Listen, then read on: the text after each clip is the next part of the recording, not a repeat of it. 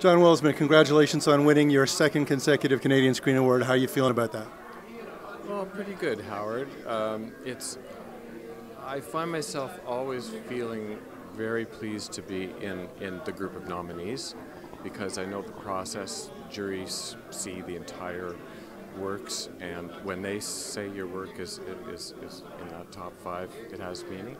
It's lovely to receive the stature as well.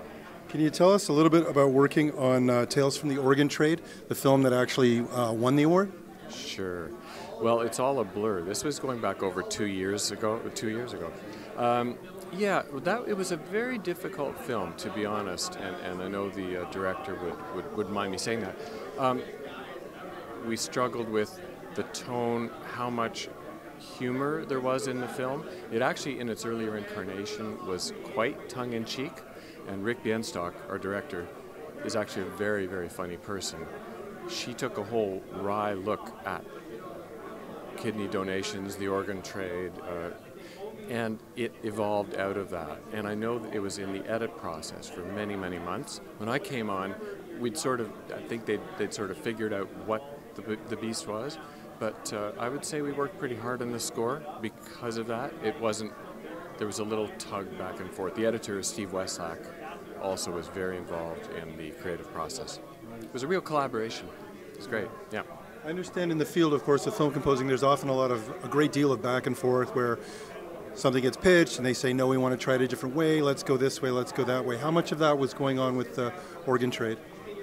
Well, once they'd settled on me, I was on the project. I can't remember how it actually came to me, but no, there was a fair bit of back and forth, rewrites. I mean, lots of, let's try another direction here, it's not this enough or it's not that enough. And yeah, you expect that on any project.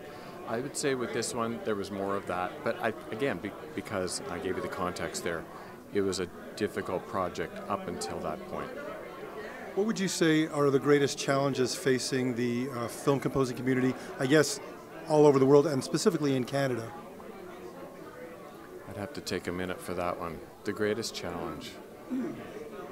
Or challenges? I think one of the biggest challenges we all face as creators has to do with this wild west of the internet.